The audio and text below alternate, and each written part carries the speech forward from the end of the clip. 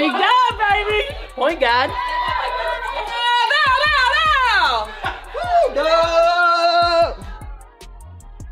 Big dog. You see Caitlyn Clark's explosive reaction from the sidelines. Pure, unfiltered joy. As Lexi Hull's three-pointer finally rips through the net. Hull, open three. Oh, what a sight for Lexi Hull. She has needed that one to drop. But that single shot, it wasn't just a basket. It was a detonation switch for a chain reaction nobody could have predicted. How did a team stripped of its superstar, robbed of its point guards, and left for ruin by critics transform into an unstoppable force overnight? What followed wasn't just a game. It was a ruthless masterclass in survival. And Chicago never saw the ambush coming. Before we expose how they pulled it off, smash that subscribe button and hit the bell. You won't want to miss the secrets behind this resurrection. Obviously we lost our last two, but I think, I don't know, that LA one felt good for us because we didn't quit. And then, life happened the other night at the Valley, so we could have looked at it like, oh, woe is me, and we don't have enough players, and we didn't. So shout out to our group for just staying confident and staying ready because it's a professional league and we have to be ready and we can't make too many excuses about it because no one's going to hand us anything. So we might as well look at it for what it is and keep showing up. The collapse felt like a horror movie script. Back-to-back losses in Phoenix and Los Angeles. Not just defeats, but soul-crushing disasters that made fans question everything. The fever had been soaring, dominating their West Coast road trip until the floor vanished. Caitlyn Clark, sidelined since July 15th with brutal quad and groin injuries. No return in sight. Then Phoenix happened. Sydney Carlson's knee buckled in real time.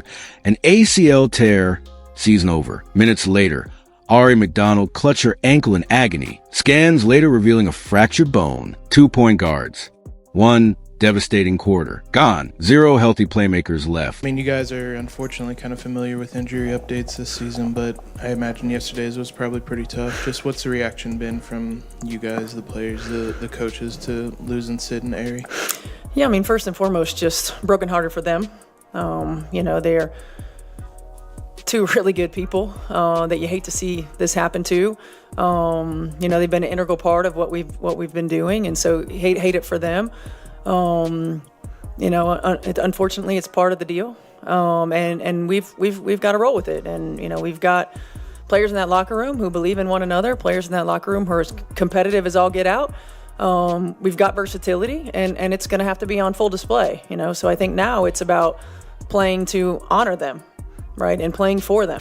The front office couldn't even sign replacements. Trade deadline passed, leaving them stranded in basketball purgatory. Critics whispered, "They're finished." Chicago skies circled this game like vultures, smelling blood. For straight losses to Indiana, this was their revenge moment. But they ignored one terrifying truth. Desperation forges monsters. Tonight. Unbelievably proud. I think this is the most resilient team I've ever been a part of, and I say that wholeheartedly. We've had a lot of mishap happen throughout the course of the season. I think throughout the course of it all, we stay resilient, and you guys get to see us at our best when we stay together and be resilient. So shout out to my girls tonight because I think it took everybody. Everyone played a piece, played a role, and I think that's how we got the dub. In the locker room, veterans like Aaliyah Boston gathered shell-shocked teammates. "This is where legends are made," she declared, pointing to Carlson's empty chair. Equipment managers hung jerseys for the injured as silent motivation. The weight of their shattered rotation became fuel, a visceral reminder that survival wasn't optional. For a team already battling playoff doubts, these weren't setbacks. They were extinction-level events. So you don't have any healthy point guards, and you're not able to sign anyone for tonight's game. Just for tonight specifically, what is your plan kind of running point? We'll have to do it by committee, certainly. We've been utilizing AB to initiate offense throughout the course of the season, so we'll use her, continue to use her. Sophie, at times this season, particularly early, ran some of the point for us as well. So we'll utilize her and Kelsey can initiate offense too. So I think the most important thing is that we aren't going to be able to do every play in our arsenal. We'll have to play a big lineup. We'll have to simplify. But we've got players who are capable of getting us into offense, and we'll utilize them in such a way. Lexi Hull wasn't in a slump. She was trapped in a mental prison. 2 for 25 from deep over 2 weeks. Every missed shot echoed louder, each clank off the rim tightening invisible bars. Against Phoenix, 1 for 11. 0 for 8 from 3. Rock bottom. You could see the hesitation. Her natural stroke replaced by paralyzing doubt. Eyes darting to bench after every attempt. Teammates watched her anguish during timeouts, passing her water with silent solidarity. Kelsey Mitchell pulled her aside post-game. Emotions raw. We're counting on you no matter what. But how do you escape a cage built brick by brick? Enter Chicago. Hull's first three-point attempt. Clark watching, breath held. The release, the swish. Clark erupted off the bench like Hull won the title, screaming finally as teammates mobbed her. That shot, it shattered the chains. Williams gonna have to hurry off the dribble, rolls out. Hull open three. Oh, what a sight for Lexi Hull. She has needed that one to drop. Lexi Hull catching fire. Now Chicago just needs to get it a little bit more settled here in the half court. Nurse loses it. Mitchell 2-on-1. It's a foot race. Mitchell to Cunningham. Cunningham right there for 2 more. Hull hunted her next look. No hesitation. Launching without a dribble. 4 for 6 from deep. 17 points. But stats lie. This wasn't scoring. It was a public exorcism. Her mother wept in the stands, having not seen a make since August 1st. Now, she was torching the sky with primal screams after each bucket. Boston flashing 3 fingers. Cunningham bear hugging her mid-play. The prison doors blew wide open as Hull rediscovered her superpower, fearless shooting. And then Lexi, what was it like to finally break out of that slump, and especially on a night when It's all there. when they needed you to? Yeah, I mean, it feels good. It feels good to see the ball go through the net. But I think, every game, regardless, you're making shots, you're not, it feels really, really good to have your teammates behind you. And I definitely feel that every day. And it's fun. It was fun today to get to celebrate some. Kelsey Mitchell faced an impossible identity crisis. 7 seasons as a pure scorer, assist and afterthought. Her highlight reel filled with step backs, not setups. Now Coach White ordered her, run point. Her confession post-game said it all. I haven't played point guard since college.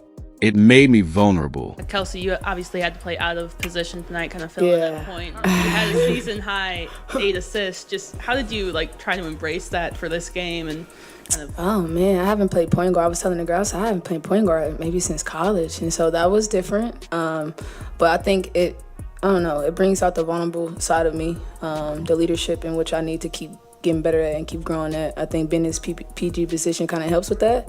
And I think I believe in my team. So seeing my assists, go up is just because of these girls. We have an unbelievable chemistry when it comes to, seeing and reading each other. So I think they made me look good tonight.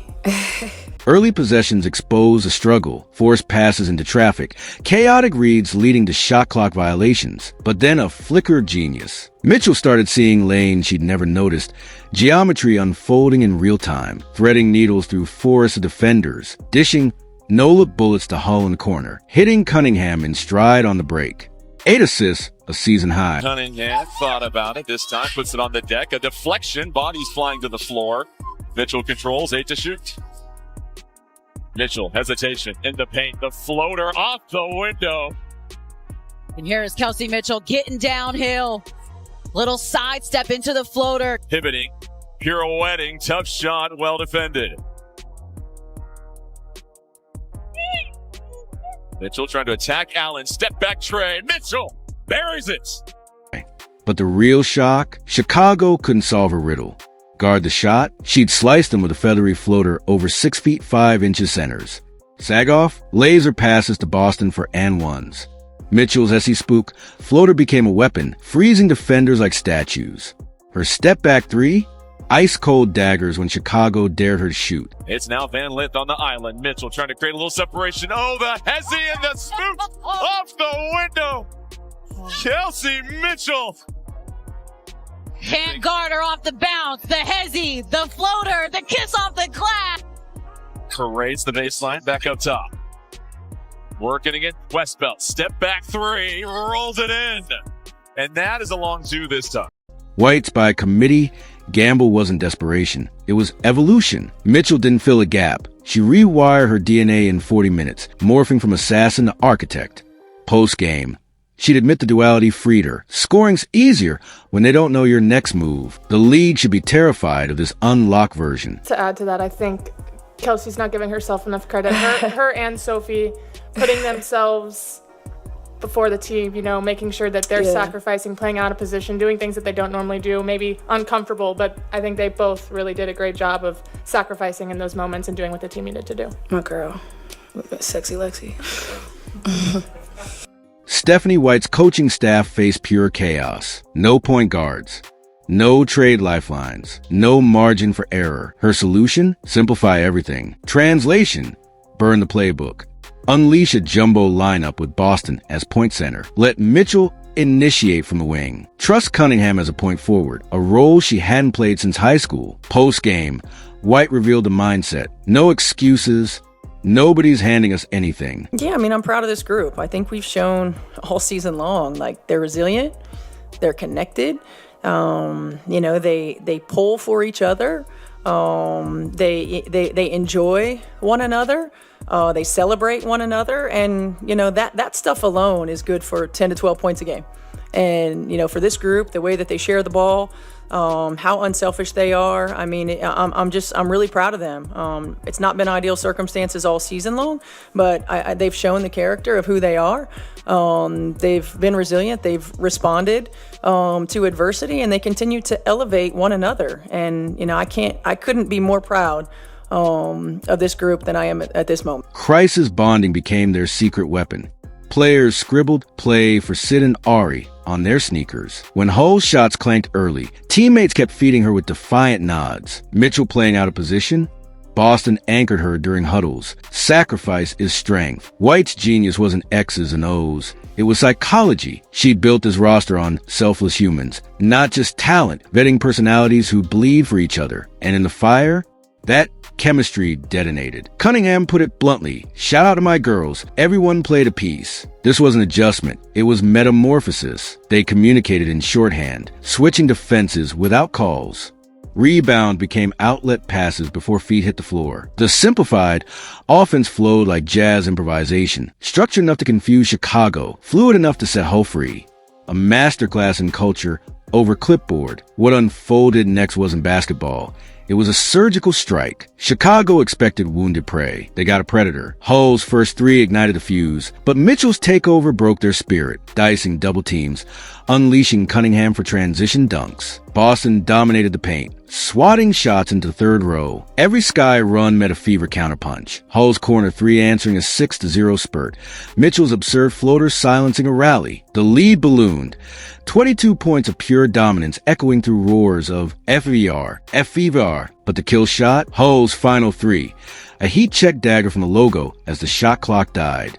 She grinned. Tried my inner Kelsey Mitchell. The bench mobbed her as Chicago's shoulders slumped. Final score, 92-70. For straight wins over Chicago this season. Yet this wasn't victory. It was a message carved into the standings. No Clark, no point guards, no mercy. Sky coach Teresa Weatherspoon looked shell-shocked. Her gamble, attacking a broken team, backfiring catastrophically. As players embraced at center court, Clark limped onto the floor, whispering to Mitchell, this changes everything. The league's nightmare had begun. Here's why this night echoes far beyond a single win. The Fever didn't just survive. They unveiled championship DNA. True contenders aren't forged in blowouts against weak opponents. They're tempered in firestorms like this. Caitlyn Clark's agonizing absence, 2 point guards lost in a single game, and a fan base braced for collapse. Yet adversity didn't break them. It forged something terrifyingly cohesive. Lexi Hull's slump wasn't just broken. It was incinerated in a blaze of fourth-quarter threes. Kelsey Mitchell's evolution from scorer to playmaker wasn't a temporary fix. It unlocked a permanent new dimension in her arsenal. Aaliyah Boston's leadership didn't waver. It became the bedrock, holding the chaos together.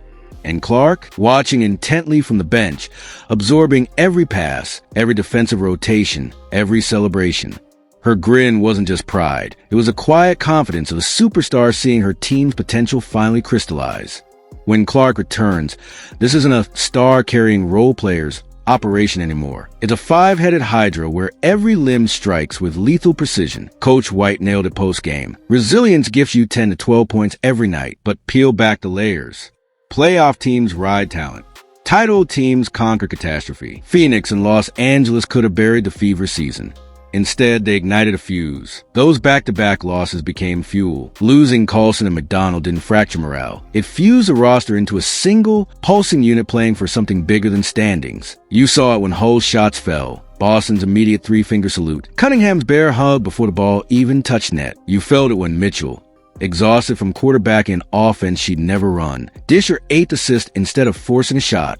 This wasn't basketball. It was alchemy, transforming despair into unbreakable trust. Imagine the nightmare for playoff opponents. Clark's visionary passing threading defenses already stretched in by Mitchell's scoring duality. Hull lurking in the corners, her confidence now unshakable after exorcising those demons. Boston commanding the paint with veteran poise. Cunningham's ferocious energy sparking transition chaos.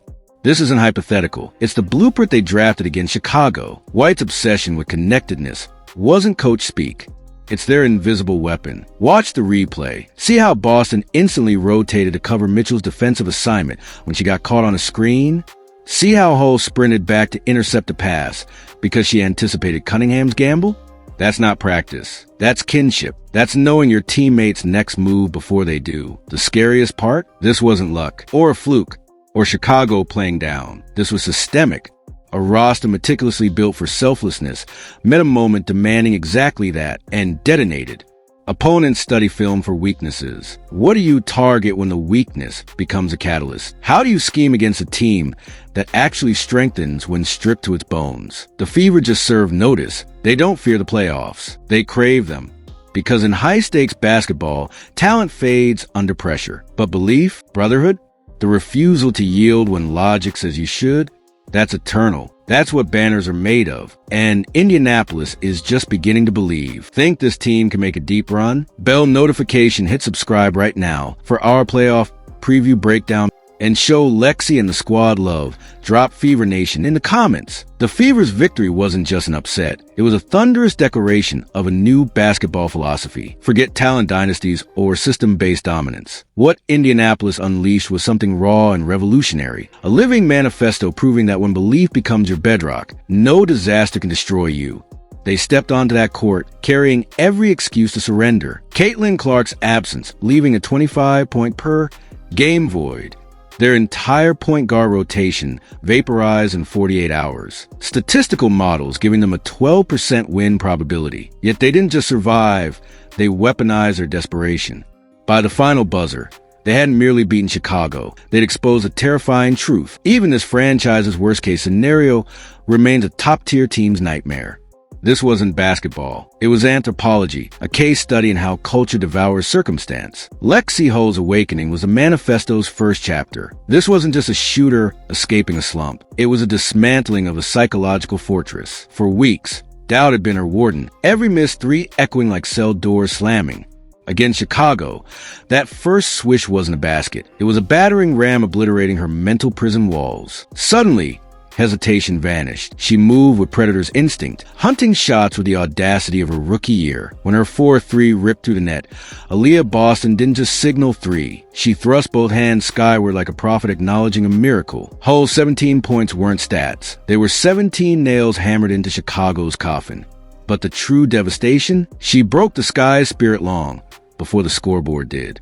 Every contested rebound she snatched, every defensive rotation she anticipated screamed one unanswerable question. You thought I was broken? Kelsey Mitchell's reinvention was the manifesto's boldest stroke. For 7 seasons, she'd been laser-coded as a scorer, a walking bucket with assists as accidental footnotes. Coach White's demand to run point forced an identity demolition. Early plays felt like watching a concert pianist play drums. Technically possible, spiritually jarring. Then came the metamorphosis. Mitchell began orchestrating chaos like a maestro. That no-look dime to Cunningham cutting baseline, generated by deliberately drawing 2 defenders away from her target. That Hesse spook floater over Chicago center, a calculated feint developed at halftime to exploit defensive overcommitments. Her 8 assists weren't charity. They were surgical strikes exploiting weaknesses she diagnosed mid-possession. This wasn't filling a gap. It was rewriting her basketball genome. Opposing scouts now face an existential crisis. Do you game plan for Mitchell the all-star scorer or Mitchell the playmaking savant? Her legacy isn't redefined. It's multiplied.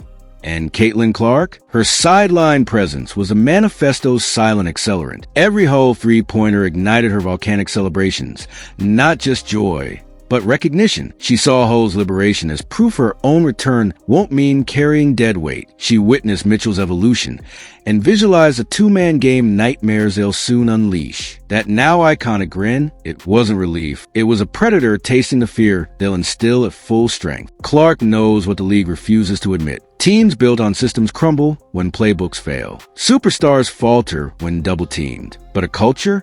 It adapts. It feeds on pressure. It turns Next Woman Up from a cliche into a war cry. Her absence didn't weaken the Fever. It forced their DNA to mutate into something exponentially more dangerous. This is why the playoffs won't intimidate them. They'll invigorate them. Adversity isn't their kryptonite. It's their power source. Remember the sequence that broke Chicago. Down 4 early. Mitchell misses a tough layup. Instead of retreating, Boston outlet passes before the ball hits the floor. Cunningham streaks, draws 2 defenders, and whips at the Hull, already spotting up where Mitchell's drive cleared space. Swish, no play call, no timeout, just instinct forged and shared struggle. That's the manifesto in motion, trust replacing tactics. Brotherhood overriding blueprints. When postseason pressure squeezes lesser teams into mistakes, the Fever will breathe deeper. They've already survived their apocalypse. The league's notice isn't just served, it's engraved. Phoenix thought they'd buried them. LA assumed they were fractured. Chicago gambled on their corpse. All learned the same brutal lesson. This team's foundation isn't Clark's magic or Mitchell's daggers. It's the unshakable conviction that no injury, no slump, no statistical curse can extinguish their collective fire. Talent dazzles, systems impress, but belief, it terrifies. Because when 5 players move as one nervous system, when sacrifice feels like privilege, you aren't facing a basketball team. You're facing a force of nature. Indianapolis isn't chasing playoffs anymore. They're assembling a revolution, and the throne awaits. If this comeback fired you up, drop Fever. In the comments, show Lexi and the squad some love. Subscribe right now for more untold sports stories. Because trust us, the chaos is just beginning. We'll see you in the next one.